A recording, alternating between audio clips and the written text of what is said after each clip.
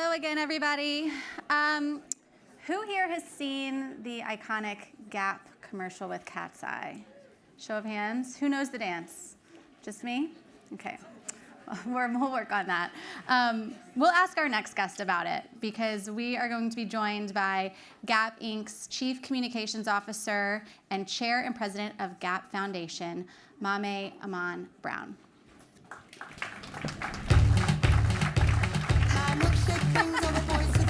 I love it. Thank you for being here. Nice to meet you. So on brand. I love it. Here, well, how's that for an intro? It's great. It's perfect. Yeah.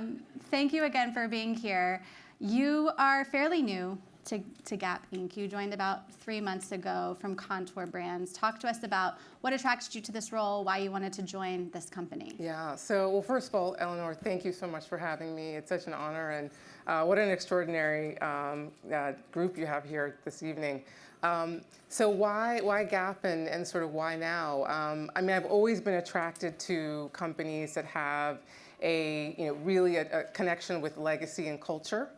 And over the past 25 years in corporate communications, I've had the privilege of working across a number of different sectors.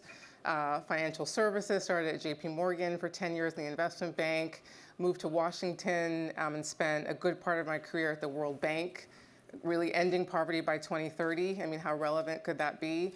And then I was really interested in getting into the retail and apparel sector, and most of my roles have been sort of a phone call came in. And so I got the call to join Contour, the parent company of Wrangler and Lee Denim, and moved into that sector.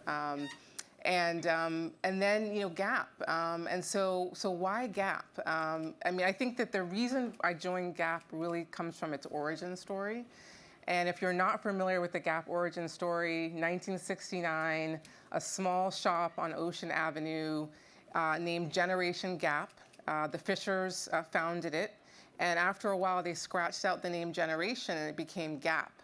And it was really about inviting people to buy product that was for everyone, for every size, for every shape, and really a message of inclusion. And so our mission is to bridge the gaps for a better world. And so I signed up right away. I'm like, that's really my calling and sort of why I'm in this industry. Yeah. I want to stay focused on that bridging the gap piece and maybe talk a little bit about a LinkedIn post that got a lot of attention last week.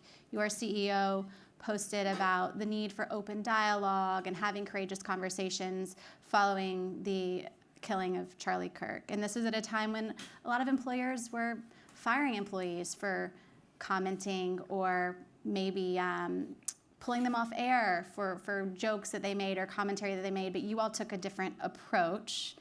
Talk to me about that decision to comment and to encourage dialogue and courageous conversation. Yeah, so I mean, it's such an important moment.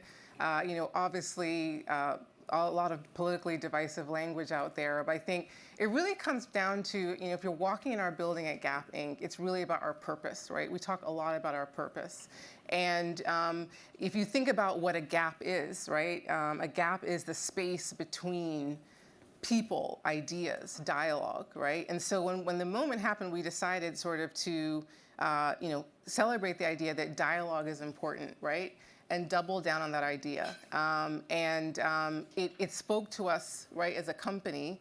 But again, it speaks to us around this sort of bridging gaps, right? How do you invite dialogue? How do you create a space where people feel safe to have conversations? And really, it was really about that. How was it received amongst employees? And did you hear from some of your peers? How was it received overall? Yeah, I mean, if you looked at the headlines, it was sort of, Gap Inc. and sort of becoming a uniter, right? We want to unite in conversations. It's as simple as that. So, sort of leaning into that, it supports, again, like our purpose narrative and what we believe as a company. Another conversation you all are uniting around is around sustainability. Talk to us about some of the courageous conversations you're having here this week, some of the initiatives that you have going on. Yeah, so we're really excited, Gap across a wide, so we think about sustainability both from an infrastructure perspective and a people perspective, right? And so, our bridge in sustainability and what's really relevant to Climate Week is that we're bridging the climate gap, right? And so what does that mean at GAP? It means we're thinking about water, right? Because it's a very lofty goal to say you're going to bridge a climate gap, but why water? So water is essential in the apparel industry, right? We, in our supply chain, 28 billion liters of water we use in our supply chain. That's almost the equivalent of 11,000 Olympic swimming pools. We think about water in the sense of that women, and everyone in this room knows this, traditionally bear the burden of the ability to get access to clean water and sanitation. So we've really leaned into that, and it's an internal strategy, and it's also external. So internally, vis-a-vis our supply chain, it's around recycling, it's around reuse, it's around fresh water.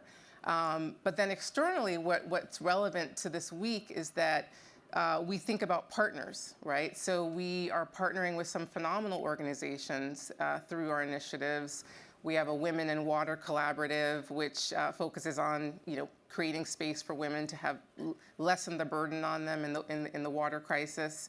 Partners like Cargill and Coca-Cola and others. We're partnering with water.org around some initiatives, both focused on investing in, microloans in countries, obviously the developing world, and also in the first world and in the global south and global north. So it's a pervasive partners, but then people and infrastructure.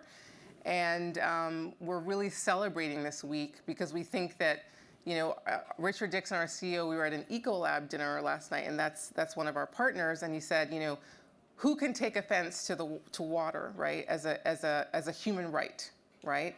And that's why it's such an important platform to invite other partners in, because we're only as strong as we are as a collaborative.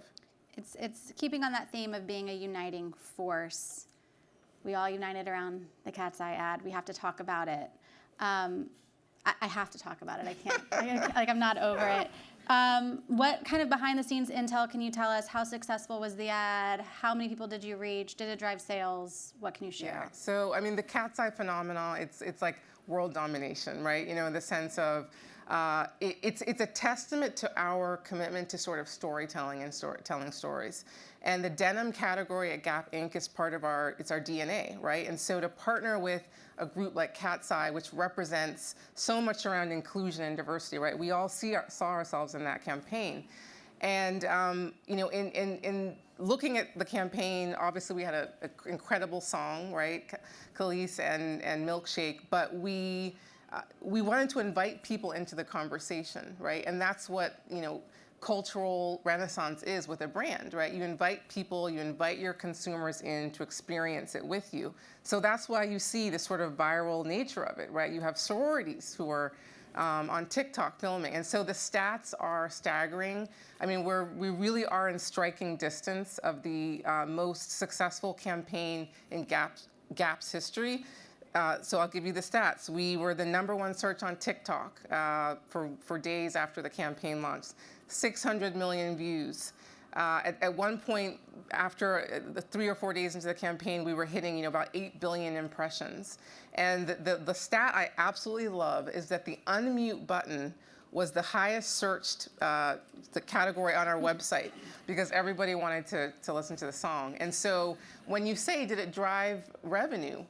How we think about our brand storytelling, our campaigns, is it's all about relevance and revenue, right? And so when you become relevant as part of a cultural conversation, you then you can drive revenue, right? And it's hard to do, but our team was brilliant, and they made it look really easy. Well, and this was also alongside another conversation that was happening with another denim brand and another ad that went viral. Yeah. So what did you make of that juxtaposition? Did you lean in a bit? How did you all handle that? Yeah, so we think about our campaign planning sort of like eyes straight forward, right? It takes months, right, to create a apparel campaign, as you know. So we certainly aren't predicting where and when we are with our peer set.